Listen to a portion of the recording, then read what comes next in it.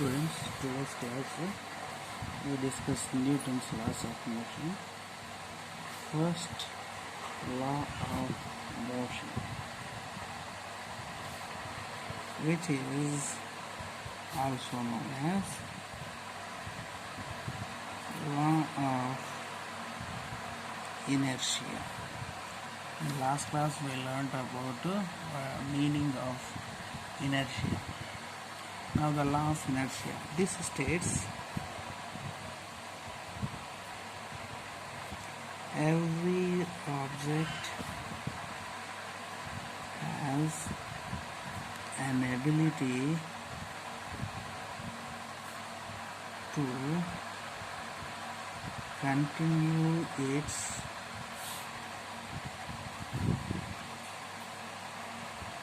state of rest or motion until an external force acts on it. This is Newton's first law statement. So the meaning is every object, so any object that has an ability, kind of ability what? To continue its state. So states we know two types, rest, motion.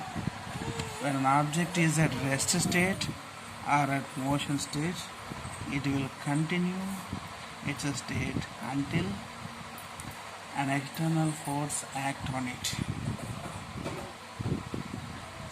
So that it is called first equation of motion. We can give some examples. When a pen is thrown, kept like this, when a pen is kept like this until we push it with an external force, it will not move. So this kind of ability is being called law of inertia and exists to each and every object that has been part of our universe. So this is applicable when the object is at rest state, not only even it is in motion. So a moving ball, when a ball is thrown on the floor, it will move continuously until an external force called frictional force acts on it. When frictional force acts on it, it will move. To take this with more explanation, we have two examples from the textbook. There we take a jar, glass jar. Over the mouth we place a piece of a glass plate, and on the surface we keep a small cap or spear or something, like a spear or cap, like a body, we keep it. See, when we keep it steadily, the glass, the tub, glass plate and the object, three remain in the rest state. Suddenly, with forcefully glass plate, we pull one side. What's going to happen? This object immediately falls down. Can you observe why is this happening? Whenever we pull the glass plate will get into the motion because on it an external force. So the glass plate leaves rest state and gains motion. But there is no external force on the object. So it will never move. It remains there but loses the support. Since it loses the support, it will fall down. This is happening because of first law of motion. Okay, and this kind of example, some in a carom board game, whenever some coins are placed one by one. Hit those coins with a striker. You know, the striker always used to hit the bottom coin, not surface coins. So when the striker hits the bottom coin, because of this external force, the coin immediately gains the motion and slips from this rope. But the remaining coins remain in the same place. So it is losing inertia from rest state to motion. It is changing the state, but the remaining above coins, they are remaining in their rest state and never gain motion. So these three are in inertia. So this is the proof to get inertia. And soon, and this is it. And next, when you discuss the second law of motion, which is also called law of momentum. You know what is the law of momentum? Law of momentum is the one which is defined as the rate of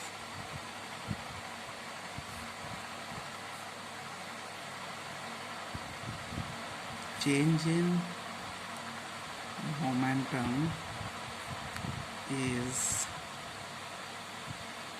directly proportional to change in momentum. Sorry, the rate of change in momentum is directly proportional to applied force. Is directly proportional to applied force. So what is it here? The change of momentum. Momentum is changing. For example, an object initially has a momentum p1. Due to its motion, if it gains another momentum of p2, then what will be the difference is going to happen? p2 minus p1 will be called change of momentum. This change of momentum with the rate, means with respect to time, is directly proportional to force. This is it. And from here, when F is equal to, or delta P by delta T is equal to, we can have a proportionality constant with the force, and Newton have derived this proportionality constant is 1. So that we can write F equal to delta P by delta T.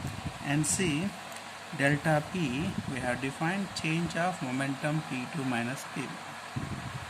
And when you measure the time intervals at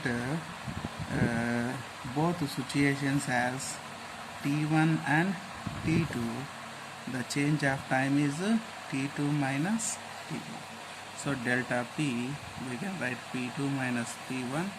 The change of time can be written as T. Now F is equal to, so momentum change. Momentum change is going to happen, I already explained when I defined momentum. The change of momentum happens when the velocity changes, because the mass of substance will never change. At any time it remains constant. So if the velocity at P1 is u, initial velocity, at P2 is v, final velocity, the momentums will become P2 is m into v, P1 is also m into u, m into v minus m into u. Mass is same I said. The change of velocities are v and u by t. Now m is getting common. It remains v minus u by t. then v minus u, change in velocity with respect to time, is called acceleration. Then F is equal to m into a. This is Newton's second law of motion, which is called law of momentum.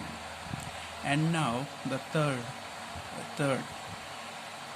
So what does the second law says from this equation is, for every change of momentum, for every change of acceleration, the reason in this universe is a force. Without a force, we cannot move an object, or even we cannot stop an object. Okay? So for every action, force is the reason. Okay?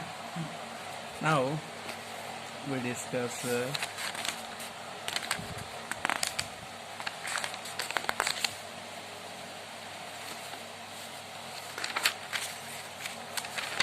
third law. According to third